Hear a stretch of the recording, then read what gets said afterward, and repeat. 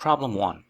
Calculate the moment of inertia of the object shown below about an axis P, which is perpendicular to the plane of the figure.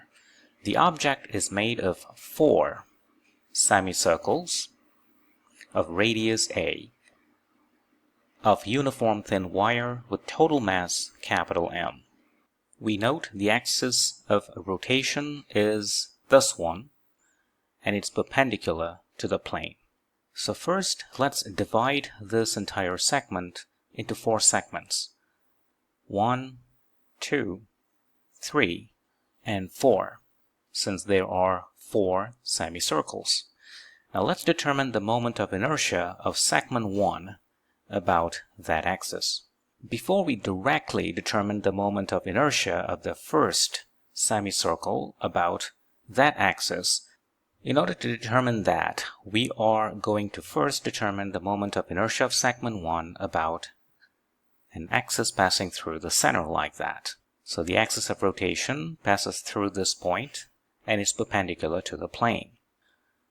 Let's determine the moment of inertia of this entire segment 1 about such an axis. So let's assume that mass contained in this segment is dm.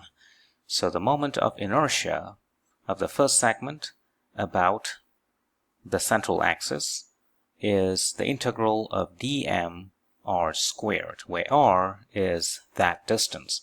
But we know that distance equals the radius of that semicircle, which is a constant, and we can simply write it like that. Now, taking the a square out, since it is a constant, you get an integral of dm. So this is just the mass of this entire semicircle. The total mass is capital M, so the mass of each of that semicircle, since there are 4 of them, is capital M over 4. So there we go.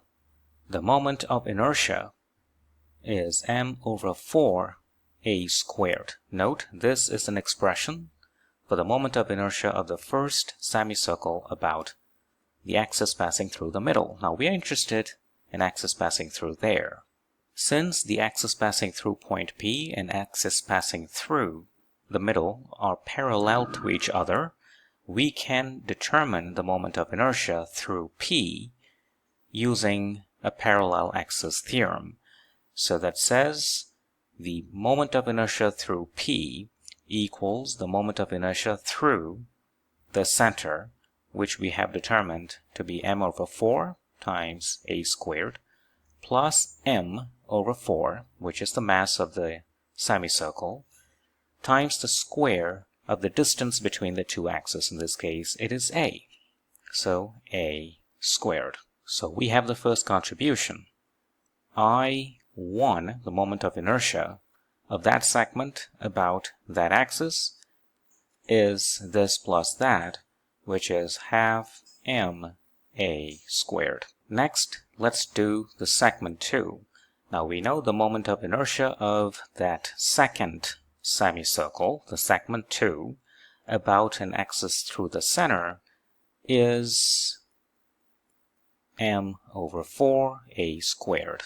As for the segment 1, the moment of inertia of segment 2 about that axis, which is the desired axis, equals the moment of inertia about the axis through the center plus m over 4 times the square of that distance. So we are using parallel axis theorem once again.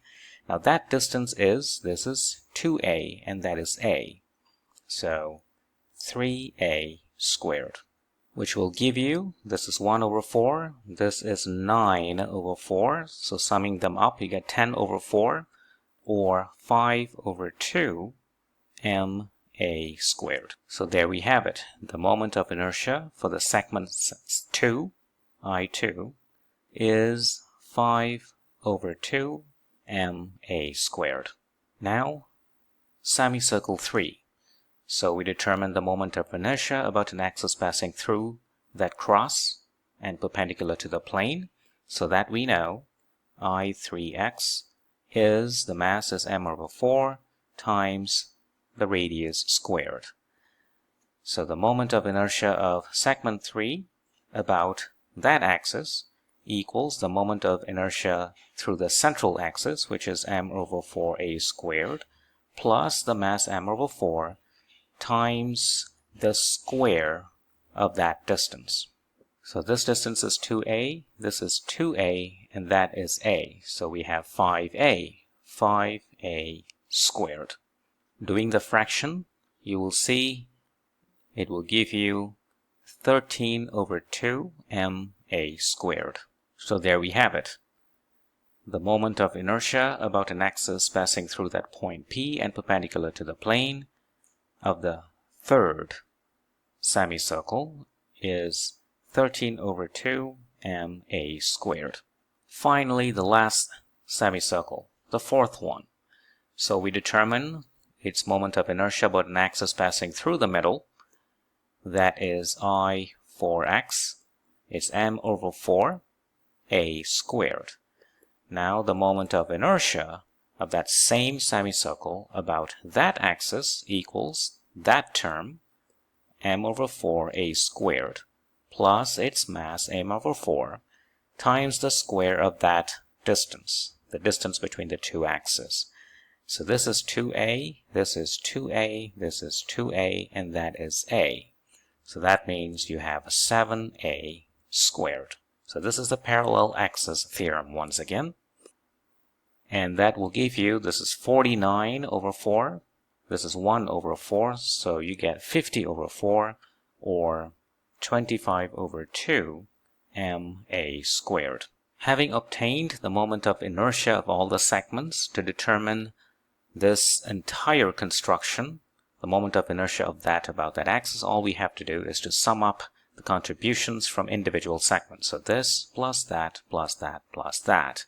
So the total moment of inertia about an axis passing through that point P and perpendicular to the plane equals I1 plus I2 plus I3 plus I4, which will give you, this is 1 over 2 plus 5 over 2, that is 6 over 2, 6 over 2 plus 13 over 2, that's 19 over 2, 19 over 2 plus 25 over 2, which will give you 44 over 2 ma squared, or quite simply 22 ma squared. And that is the final answer. Problem 2. A straight, uniform wire of length L and mass m is bent at its midpoint to form the angle theta, as shown below. Find the moment of inertia I about an axis passing through that point, perpendicular to the plane formed by the bent wire. So the axis of rotation is passing through this point O and perpendicular to the plane. So that is the axis about which you want to determine the moment of inertia of this object. So let's proceed one by one. Let's take this to be segment 1 and that to be segment 2. Let's begin with segment 1. So let's look at an arbitrary segment within that segment 1 that contains a mass dm, a distance r away from the axis of rotation. So the moment of inertia of the entire segment 1 can be obtained by summing such contribution from small segments, such as the one shown there, so r squared dm. This is a uniform wire, so the density, the linear density, is a constant.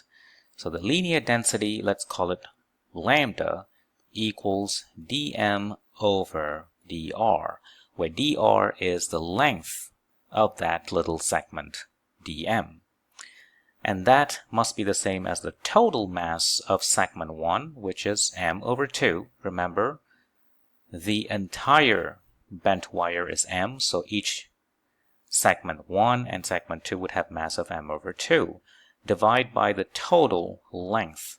So the total length is L, and the length of segment 1 alone is L over 2. So you have m over L.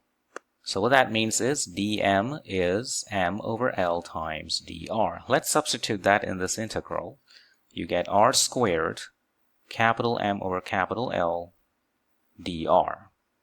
And the integration goes from here to there, so 0 to L over 2. Now you can take this out of the integral sign, m over L. When you integrate r squared with respect to r, you get r cubed over 3, and don't forget the limits 0 to L over 2. So the moment of inertia from segment 1 about that axis is given by m over L times L cubed over 24. So this L will cancel one of the L from there, and the remaining is L squared, and that's going to go away. So that means the first contribution is ml squared over 24. Now contribution from segment 2. Note that there's certain symmetry to this system about this axis of rotation. That means the contribution from the second segment would also be ml squared over 24. So the total moment of inertia about that axis of rotation is I1 plus I2, and that's going to give you 1 over 12 ml squared. And that's the final answer. Thank you for watching.